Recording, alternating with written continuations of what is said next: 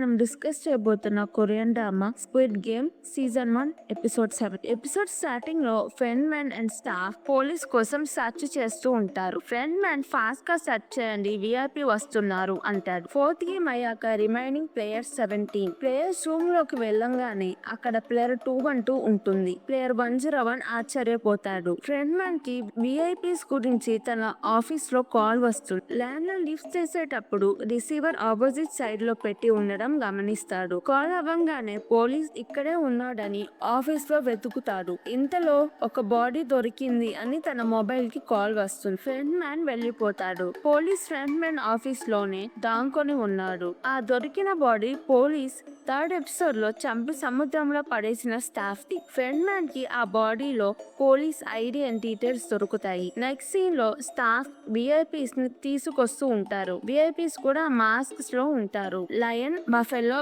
Deere, panther, bear, eagle mask. Front man owl mask కి VIPs వచ్చారు అని చెప్తాడు. పోలీస్ కబోర్డ్ లో దాంకొని ఇదంతా చూస్తాడు. విఐపీస్ రిచ్ పీపుల్ డబ్బులు ఇచ్చి గేమ్స్ చూడడానికి వస్తారు. ప్లేయర్స్ మీద బెట్టింగ్ కూడా కడతారు. ఇంతకు ముందు జరిగిన 4 గేమ్స్ విఐపీస్ వాళ్ళ ఇంట్లో టీవీలో చూస్తారు. 5th గేమ్ కి డైరెక్ట్ గా చూడడానికి వస్తారు. మాస్క్ వేసుకొని విఐపీస్ కి డ్రింక్స్ ఇవ్వడానికి వెళ్లే ఒక స్టాఫ్ ని పోలీస్ కొట్టి స్టాఫ్ ప్లేస్ లో పోలీస్ వెళ్తాడు. అక్కడ జరిగినవన్నీ ఫోన్ లో రికార్డ్ చేస్తాడు. ప్లేయర్స్ రూమ్ లో ఒక ప్లేయర్ తన వైఫ్ 4th గేమ్ లో చనిపోయిందని సూసైడ్ చేసుకుంటాడు. ఇప్పుడు total 16 players. 5th game start అవుతుంది. 5th game glass stepping stone. 1 to 16 numbers లో ఏదో ఒక నెంబర్ చూస్ చేసుకోవాలి. గీహున్ 16 నెంబర్ చూస్ చేసుకుంటాడు. సాంగు 14 నెంబర్ ని చూస్ చేసుకుంటాడు. ప్లేయర్ 067 15 ని చూస్ చేసుకుంటుంది. ప్లేయర్ 101 9 నెంబర్ చూస్ చేసుకుంటాడు. ప్లేయర్ 212 నెంబర్ 11 చూస్ చేసుకు. ఈ గేమ్ లో గ్లాస్ టైల్ తో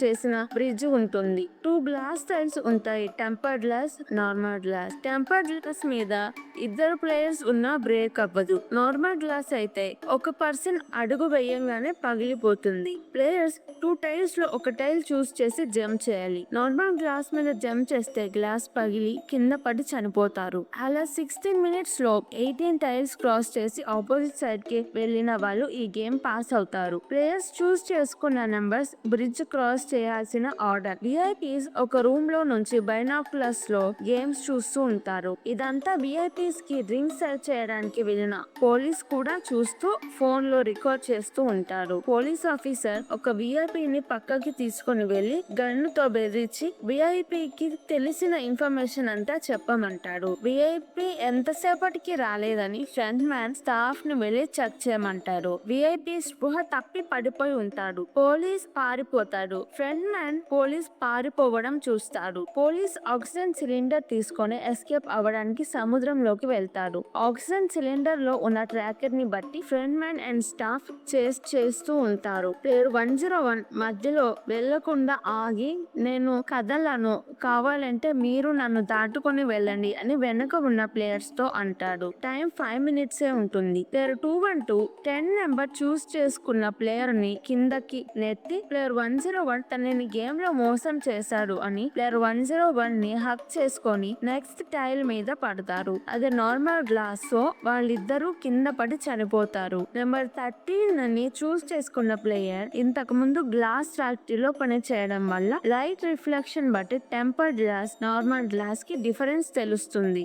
అందుకు ఫ్రంట్ మ్యాన్ లైట్స్ ఆఫ్ చేస్తాడు. లైట్స్ లేకపోవడం వల్ల గ్లాస్ లో డిఫరెన్స్ తెలియదు. నెక్స్ట్ ఉన్నది లాస్ట్ టైల్ అయిన వెనుక ఉన్న సాంగు నెంబర్ 13 ని చూస్ చేసుకునే ప్లేయర్ ని నెక్స్ట్ టైల్ మీదకి నెట్టేస్తాడు. సాంగు నెట్టకుండా నెంబర్ 13 చూస్ చేసుకున్న ప్లేయర్ ఓన్ గా జంప్ చేస్తే తను బ్రతికే అవకాశం ఉండేది. గ్లాస్ విరిగిపోయి ప్లేయర్ కింద పడి చనిపోతాడు. సాంగు ప్లేయర్ 067 గీహు సేఫ్ గా బ్రిడ్జ్ ని దాటేస్తారు. టైమర్ అయిపోగానే బ్రిడ్జ్ గ్లాసెస్ అన్ని పగిలిపోతాయి. విఐపీస్ అందరూ క్లాప్స్ కొట్టి గుడ్ గేమ్ అంటారు. ఇంతటితో ఎపిసోడ్ 7 అయిపోతుంది. Good game season 1 episode 8. Police SIM చేసి పక్కన ఉన్న చిన్న ఐలాండ్ కి వెళ్లి తన పోలీస్ ఫ్రెండ్ కి కాల్ చేసి బ్యాకప్ తీసుకొని రమ్మంటాడు. తను తీసిన ఫొటోస్ వీడియోస్ సెండ్ చేస్తాడు, కానీ సిగ్నల్ లేకపోవడం వల్ల ఫొటోస్ సెండ్ అవ్వవు. స్టాఫ్ కూడా ఆ ఐలాండ్ లో పోలీస్ కోసం సెర్చ్ చేస్తారు. Staff and front man final గా పోలీస్ ను పట్టుకుంటారు. పోలీస్ ఫ్రంట్ మ్యాన్ ని షోల్డర్ లో కాలుస్తాడు. నాతో గేమ్ లోకి రా అని అడగంగానే పోలీస్ ఎవరు నువ్వు అని అడుగుతాడు.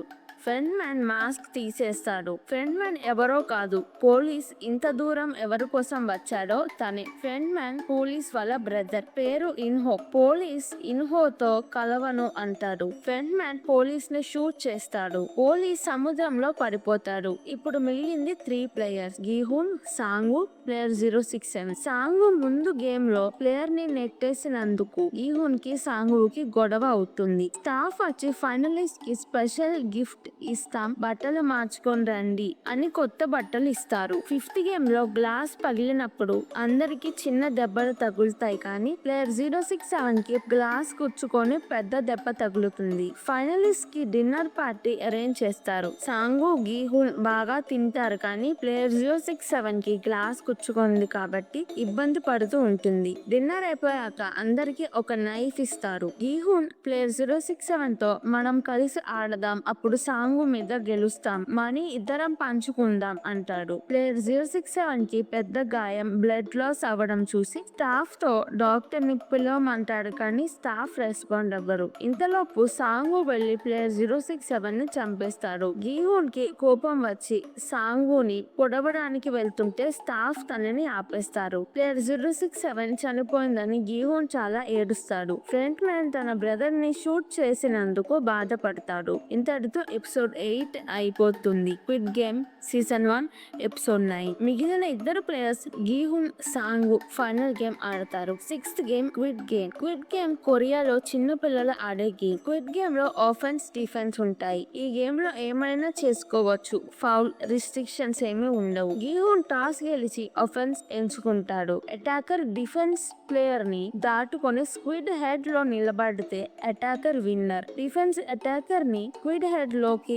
వెళ్ళనివ్వకుండా స్క్విడ్ డ్రాయింగ్ నుంచి బయటకి నెట్టేస్తే డిఫెన్స్ విన్నర్. విఐపీస్ ఈ గేమ్ చూడడానికి వస్తారు. గీహూన్, సాంగు గేమ్ స్టార్ట్ చేస్తారు. గేమ్ లో నైఫ్ కూడా యూజ్ చేయొచ్చు కాబట్టి ఇద్దరు గెలవాలని ఆడతారు. లాస్ట్ కి గీహూన్ గెలవబోతాడు, కానీ నాకు గేమ్ ఆడాలని లేదు, గేమ్ మెజారిటీ ఆడము అంటే ఆపేస్తారు కదా అంటాడు. విఐపీస్ షాక్ అవుతారు. ప్రైజ్ ని దగ్గరికి వచ్చి ఇప్పుడు వదిలేస్తాడేంటి అని. అప్పుడు సాంగు నేను చాలా మందిని చంపాను, నాకు ఇలాగే అవ్వాలని కత్తితో తనని తాను పొడుచుకొని చనిపోతాడు. గీహూన్ గేమ్ గెలుస్తాడు. 45.6 బిలియన్ వన్ గీహూన్ అకౌంట్ లో వేస్తారు. ఫ్రంట్ మ్యాన్ గీహూన్ కి కంగ్రాట్స్ చెప్పి రోడ్ మీద కళ్ళకి గంతలు, కాలు చేతులు కట్టేసి వదిలేస్తారు. గీహూన్ కొంత డబ్బులు డ్రా చేసుకొని ఇంటికి వెళ్తాడు. ఇంట్లో వాళ్ళ అమ్మ చనిపోయి ఉంటుంది. గీహూన్ ప్రైజ్ మనీ నుంచి డబ్బులు ఏమీ ఖర్చు పెట్టాడు. 1 year తర్వాత గీహూన్ కి సేమ్ కార్డు వస్తుంది,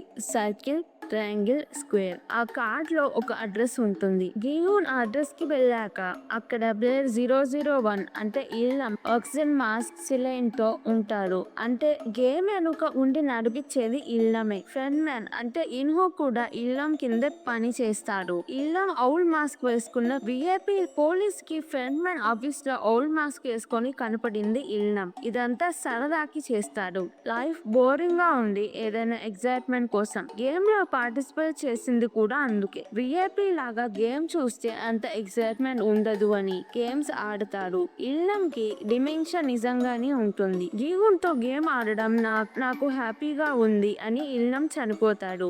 ఇల్లం చనిపోయాక నెక్స్ట్ గేమ్ ఆర్గనైజ్ చేసేది ఇన్హు. గీహూన్ ప్లేయర్ 067 తమ్ముడిని సాంగు వాళ్ళ అమ్మ దగ్గర ఇచ్చి ప్రైజ్ మనీలో కొంత మనీ ఇచ్చి తన కూతురిని కలవడానికి అమెరికా వెళ్ళాలి. ఎయిర్పోర్ట్ కి వెళ్ళడానికి రైల్వే స్టేషన్ కి వెళ్తారు. రైల్వే స్టేషన్ లో సేల్స్ మ్యాన్ ఇంకో పర్సన్ తో డక్జీ గేమ్ ఆడడం చూస్తాడు. ఆ పర్సన్ దగ్గర సర్కిల్, ట్రయాంగిల్, స్క్వేర్ కార్డ్ ఉంటుంది. ఈ గేమ్ ఎలాగైనా ఆపాలి అని ఫ్లైట్ ఎక్కకుండా రిటర్న్ వెళ్ళిపోతాడు. గీహూన్ మళ్ళీ గేమ్స్ లో పార్టిసిపేట్ చేయాలని అనుకుంటాడు. ఇంతటితో స్క్విడ్ గేమ్ సీజన్ 1 అయిపోతుంది. ఈ వీడియో కనుక మీకు నచ్చినట్టయితే ప్లీజ్ వీడియోని లైక్ చేసి ఛానల్ని సబ్స్క్రైబ్ చేసుకోండి. ఇలాంటి ఏషియన్ డ్రామా కావాలంటే కింద కమెంట్స్ లో చెప్పండి. నేను తప్పకుండా ఎక్స్ప్లెనేషన్ వీడియో చేస్తాను. నేను ఏషియన్ డ్రామాతో పాటు movies, anime, web series explanation కూడా చేస్తున్నాను. మీకు ఇంట్రెస్ట్ ఉంటే నా మిగతా ఛానల్స్ ని విజిట్ చేయండి. లింక్స్ డిస్క్రిప్షన్, పిన్డ్ కామెంట్ లో పెట్టాను. Thank you. మళ్ళీ వచ్చే వీడియోలో కలుద్దాం.